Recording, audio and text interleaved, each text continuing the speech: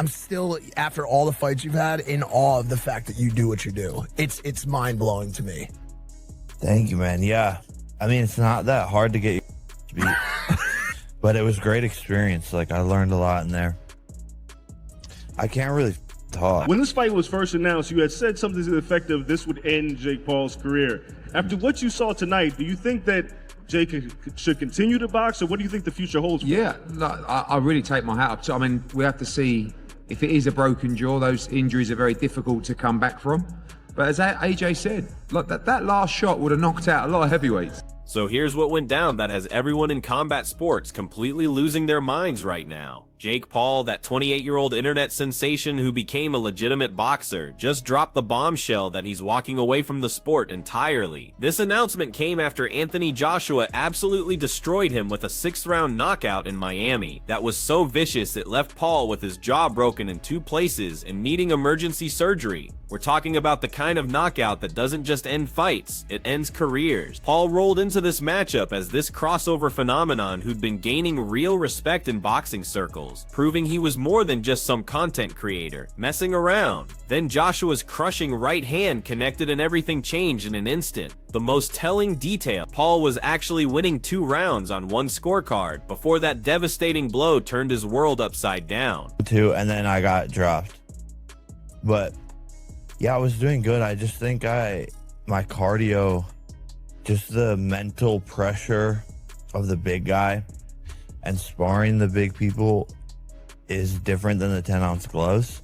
So I was feeling his power a lot more. But it was a great experience. Like, I learned a lot in there. I can't really Are you in pain? Yeah, but it's not from like talking.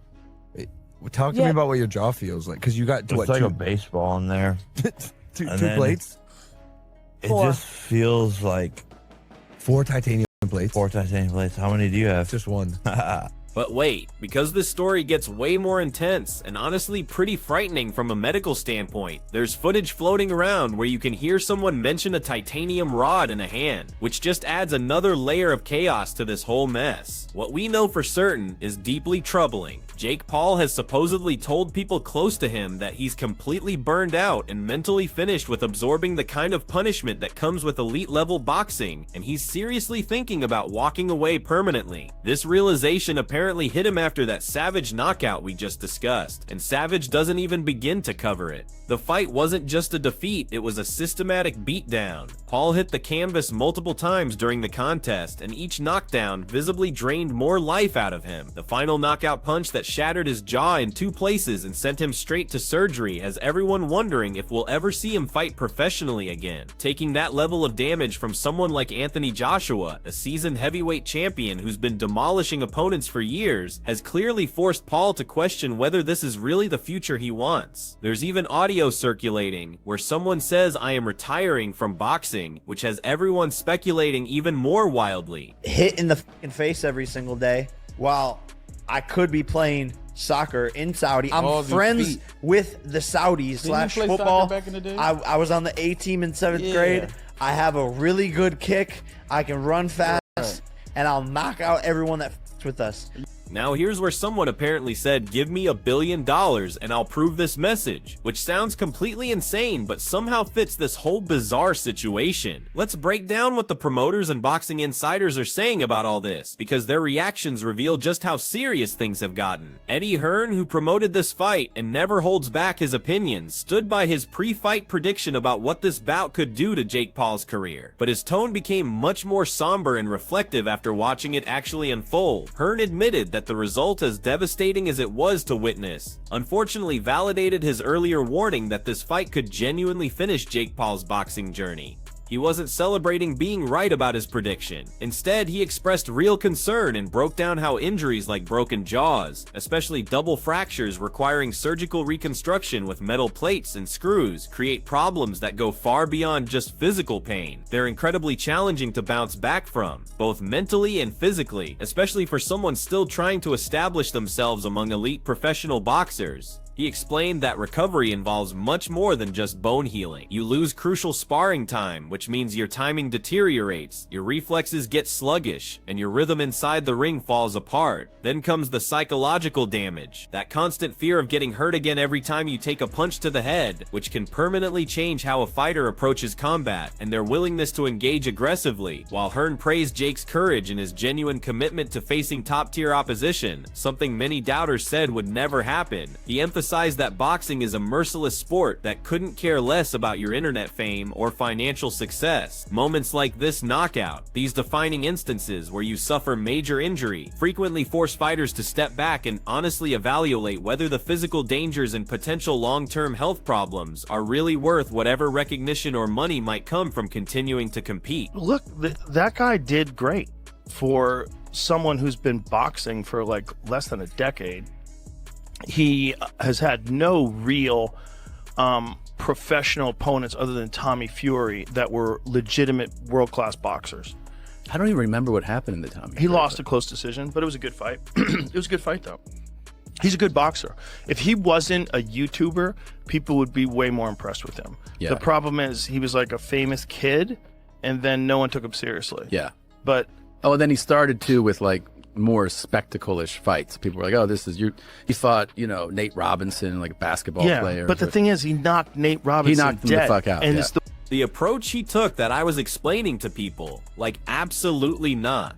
Joe Rogan, who's been calling combat sports for decades and witnessed virtually everything that can happen to fighters, delivered perhaps the most sobering and concerned response of anyone. After Jake Paul got knocked unconscious by Anthony Joshua and sustained that double jaw fracture we keep discussing, Rogan spoke on his podcast with his characteristic blend of genuine worry and brutal honesty, strongly encouraging Paul to carefully consider the lasting ramifications of pursuing his boxing career at this elite level. When Joe Rogan warns you about brain trauma, you better pay attention, because this man has observed countless fighters get destroyed by the brutality of combat sports. Rogan stressed that the damage Paul took in that contest, particularly those thunderous shots from an experienced heavyweight like Anthony Joshua, who's been competing at championship level for years, involves dangers that extend far beyond visible injuries like the broken jaw. He was pointing to neurological and physical costs that build up over time and simply aren't justified for someone who has alternative paths to success and fulfillment. Rogan discussed the serious long-term health issues that many fighters deal with after retirement. Problems like chronic traumatic encephalopathy, memory loss, emotional disorders, all the conditions we're discovering more about as brain injury research progresses. He characterized the specific knockout shot that Paul absorbed from Joshua as containing the impact of, and this is his exact words, like 10 punches compressed into one catastrophic hit, which is absolutely terrifying when you think about what that does to your brain bouncing inside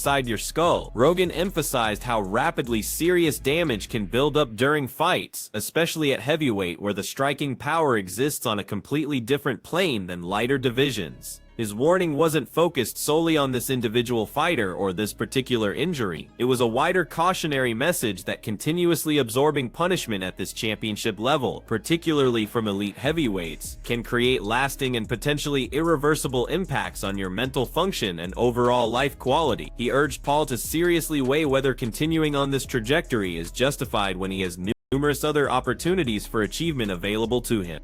That I'm a cokehead. My rebuttal to that was, I'll tell you what, you can test me randomly for the next 5 years if I can test you randomly for performance enhancing the next 2 years, and I never got a response on that. This is why Jake Paul is on PEDs. Within this past year, Jake Paul has literally hit a second puberty and aged like 10 years. Furthermore, he has acne and his hairline is receding like crazy. And people like Jake Paul are going to the best skin doctors in the world and probably are taking hair loss products that aren't even approved for the rest of us. Now, I'm not saying that Jake Paul necessarily took a steroid to make him look bigger, but he's clearly using something that helps him bounce back quicker so he can train harder and improve his boxing skills rapidly. Now here's something that sounds completely crazy and has everyone confused, trying to determine if it's legitimate or just Paul being controversial like he's always done. That was impressive, by the way, talking about something that happened during the fight that grabbed everyone's attention. But listen to this. Paul has also allegedly claimed, based on reports spreading online and through various indirect sources, that he's thinking about using a steroid cycle as a method to shut down the persistent allegations that have been haunting him. The accusations that he's already been taking performance-enhancing drugs throughout his entire boxing journey. Based on the internet buzz and these indirect reports we're seeing, Paul supposedly argued that by actually demonstrating the clear difference between his natural body and what he'd look like enhanced, that would somehow verify that his previous physique and fight performances were accomplished naturally without any chemical help. Critics are saying this claim sounds completely irresponsible and provocative, the type of statement that could get him in major trouble with boxing authorities and potentially create legal problems. His fans believe Paul is just fighting back in his typical aggressive style against years of rumors, speculation, and direct charges about his physical transformation and the power he displayed in his earlier boxing contests. Considering that boxing maintains extremely rigid anti-doping policies and procedures, and considering the severe penalties connected to performance-enhancing drug violations in the sport, including suspensions, financial penalties, and having your victories overturned, many people remain highly doubtful about whether Paul would actually go through with this alleged plan. Others are warning against accepting the claim literally at all, arguing it might just be Paul creating drama like he's built his whole brand doing, unless Paul personally confirms the allegation publicly, sits down and clarifies exactly what he intended and whether he's being serious. The statement stays completely unconfirmed and just creates another layer of drama and confusion to what's already been an incredibly chaotic period in his boxing career. It creates this effect that I snore, which honestly makes no sense whatsoever, but somehow matches the bewilderment of this entire situation. The people need to respect him. I don't say that only because I'm fight here in a company, but it's because Jake, the people need to respect Jake, you know? I mean, every single fight go inside the ring, everybody need respect.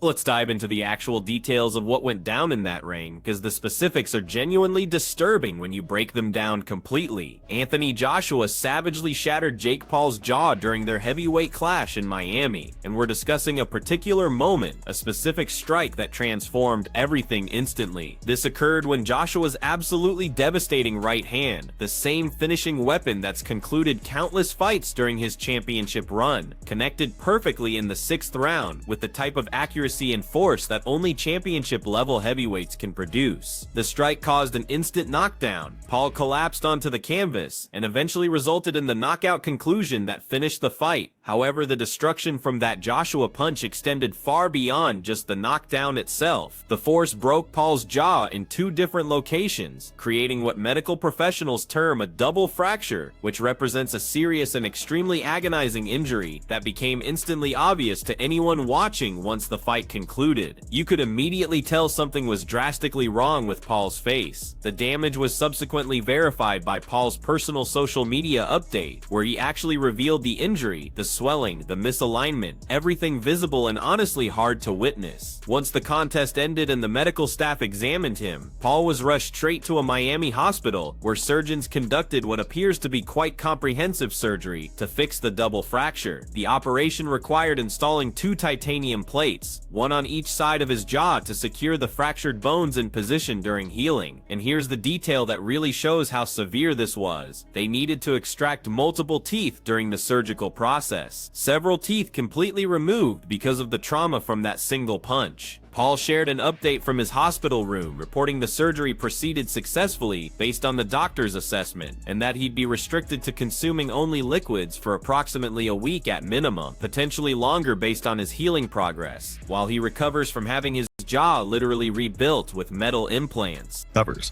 Don't ever give a monkeys about what anyone says, because they sit at home, they're full of negativity. It's like the people that are negative towards someone like Jake Paul. Look at what he's done with his life. Do you know what I mean? So yes, it took AJ a couple of rounds to get hold of him, and then he knocked him spark out and broke his jaw.